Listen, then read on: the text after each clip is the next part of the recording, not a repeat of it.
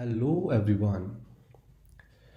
In our last video we have started civil disobedience movement, and today we are going to see how participants saw the movement, means कैसे अलग अलग लोगों ने इस movement को समझा।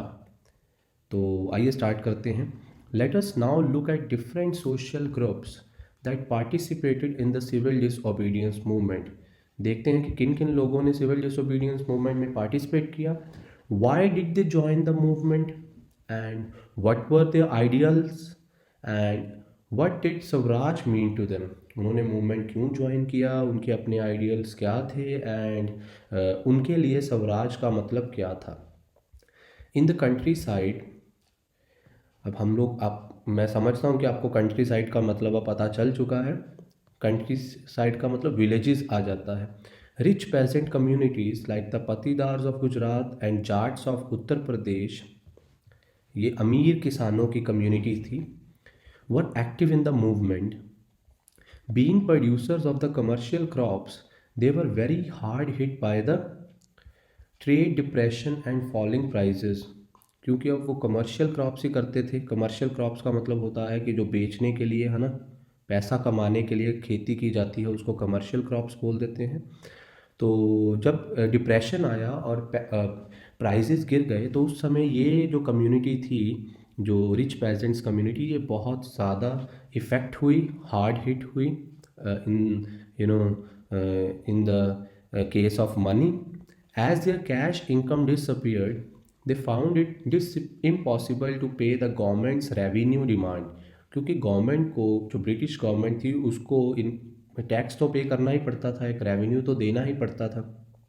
तो हालांकि इनके पास कैश इनकम तो डिसअपियर होना शुरू हो गया, क्योंकि इनकी क्रॉप्स जो है उसके प्राइसेस गिर गए हैं, ट्रेड में डिप्रेशन आ गया है। लेकिन फिर भी गवर्नमेंट को पैसा देना तो पड़ना ही था, जिसकी वजह से and the refusal of the government to reduce the revenue demand led to a widespread resentment.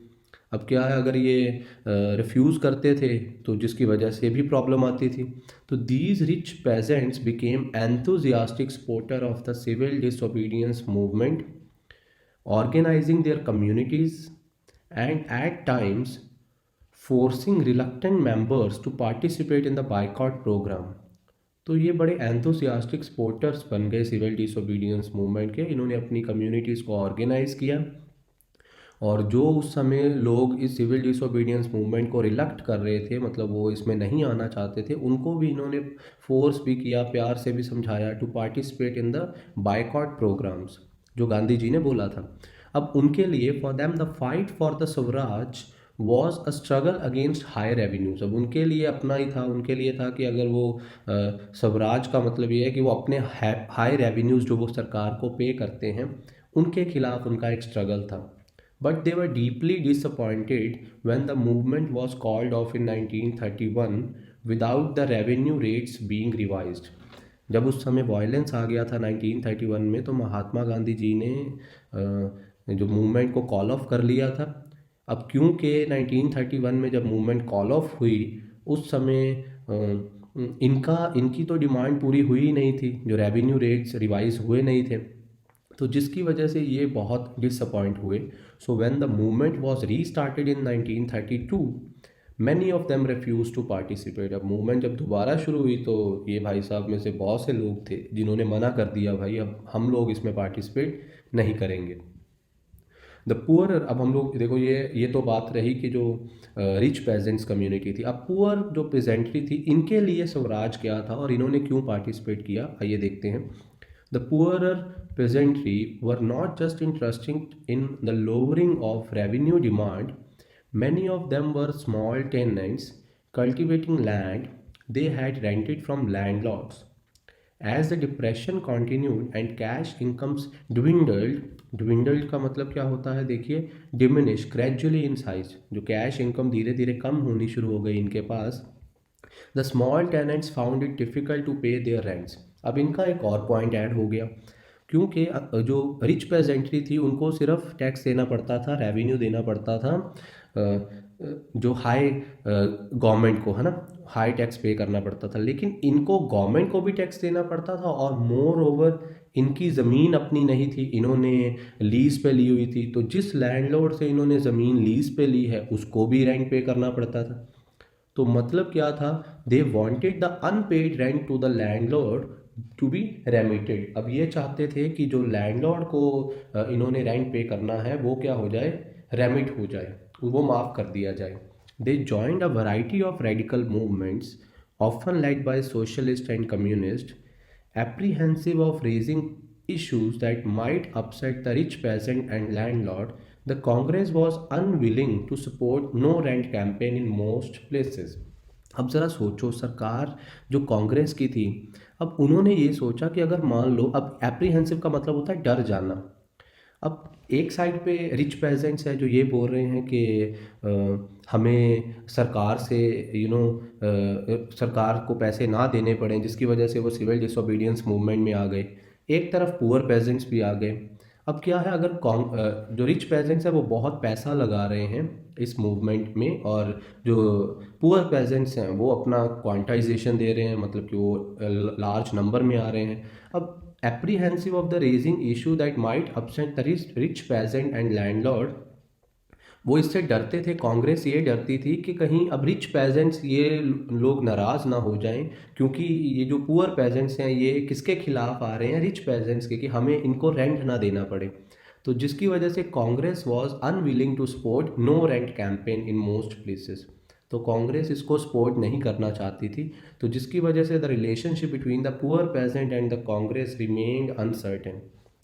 ठीक है, तो इसीलिए कांग्रेस और पुअर पेजेंट्स के बीच में जो रिलेशन थे वो थोड़े अनसर्टेन रहे। अब तीसरी क्लास पढ़ते हैं, what about the business class. अब जो लोग बिजनेस करते थे, how did they relate to the civil disobedience movement. उन्होंने सिविल डिसोबीडियंस मूवमेंट को कैसे रिलेट किया। During the First World War, Indian merchants and industrialists had made huge profit and become powerful, क्योंकि जो अंग्रेज़ थे, ब्रिटिश थे, इनका सारा ध्यान वर्ल्ड वॉर में था। तो वो वर्ल्ड वॉर वन में जो सामान की ज़रूरत थी वो सब वहाँ दे रहे थे, तो जिसकी वजह से जो इंडियन इंडस्ट्रियलिस्ट थे और मर्चेंट्स थे उनको मौका मिला आगे आने का। ठीक है, तो जिसकी वजह से अब उन्होंने ह्यूज प्रॉफिट और कमाए और पावरफुल बन गए। Keen on expanding their business, they now reacted against colonial policies that restricted the business activities. अब वो अपने बिजनेस को और बढ़ाना चाहते थे, जिसकी वजह से उन्होंने कॉलोनियल पॉलिसीज़ के खिलाफ जाना शुरू कर दिया, क्योंकि वो बिजनेस एक्टिविटीज़ को रोकती थी, रेस्ट्रिक्ट करती थी। कौन से बिजनेस एक्टिविटीज़ को, इंडियन बिजनेस, जो इंडियन लोग बिजनेस एक्टिविटीज़ करते थे। They wanted protection against imports of foreign goods and rupee sterling foreign exchange ratio that would discourage imports। अब वो क्या करते थे कि जो अंग्रेज़ थे, वो ब्रिटिश लोग, वो foreign exchange, they wanted protection against import of foreign exchange. अब जो ब्रिटिश लोग थे वो फॉरेन एक्सचेंज पे काफ़ी सारा टैक्स लगाते थे, और अगर रुपी को डॉलर में या किसी और फॉरेन एक्सचेंज में करते तो उसके ऊपर भी वो क्या करते थे, टैक्स लगाते थे। तो जिसकी जिसकी वजह से जो इंडियन बिजनेसमैन थे वो डिसहार्टन हो जाते थे, उनको नुकसान होता था। To organise business interest, they form the Indian Industrial and Commercial Congress in 1920। तो उन्होंने बिजनेस इंटरेस्ट को ऑर्गेनाइज करने के लिए एक Indian Industrial and Commercial Congress बनाई 1920 में, और एक FICCI बनाया 1927 में, means Federation of the Indian Chamber of Commerce and Industries, led by the prominent industrialist like Purushottam Das Thakur Das. अब ये बड़े बड़े इंडस्ट्रियलिस्ट थे जो इसमें पार्टिसिपेट कर रहे थे, जैसे Purushottam Das Thakur Das and GD Birla. The industrialist attacked colonial control over the Indian economy and supported the civil disobedience movement when it was first launched। जब वो पहली बार लॉन्च हुई तो उन्होंने सपोर्ट किया। They gave financial assistance and refused to buy or sell imported goods। उन्होंने financially support भी किया और रिफ्यूज़ कर दिया चीज़ें, इंपोर्टेड गुड्स खरीदना और बेचना। Most businessmen came to see Swaraj as a time when colonial restriction on business would no longer exist and trade and industry would flourish without constraint। अब बहुत से बिजनेसमैन थे जो स्वराज को ऐसा एक समय देखते थे कि स्वराज आएगा तो कॉलोनियल रिस्ट्रिक्शंस बिजनेस के ऊपर ख़त्म हो जाएगी और इंडस्ट्री उनकी फ्लरिश करेगी विदाउट कंस्ट्रेंट्स, कोई रोक टोक नहीं होएगी। But after the failure of round table conference fail होने के बाद business groups were no longer uniformly enthusiastic. अब उनको ऐसा लगने लगा कि शायद कुछ नहीं बनेगा, तो they were apprehensive of the spread of militant activities. Apprehensive का मतलब होता है टू बी अफ्रेड, डर जाना।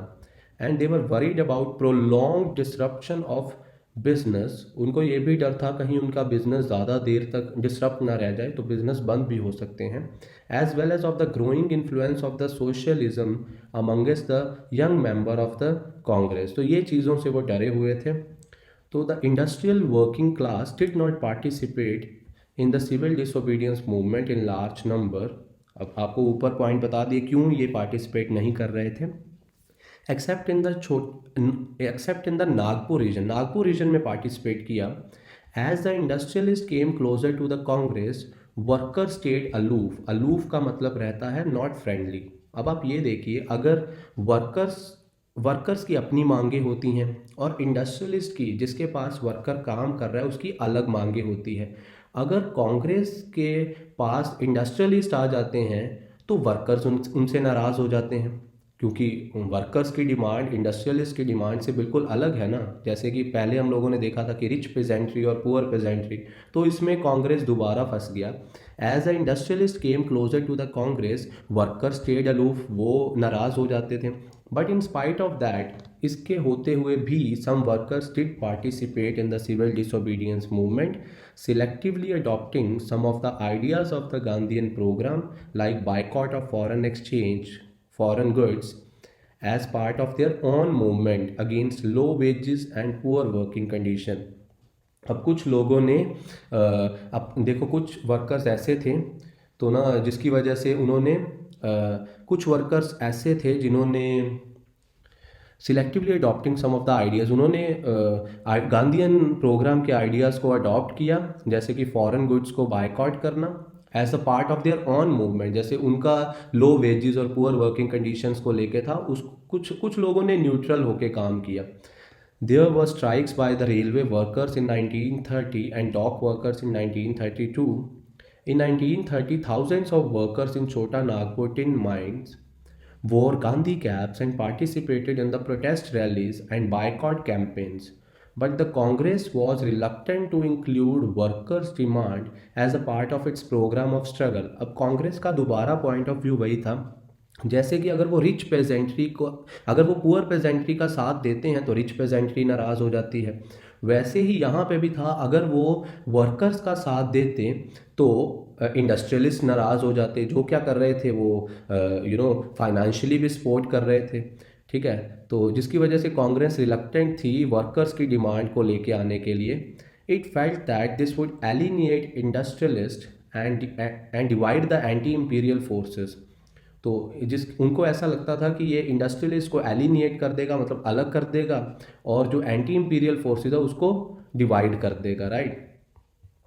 अब नेक्स्ट पॉइंट आता है हमारे पास कि another important feature of the civil disobedience movement was a large scale participation of the women.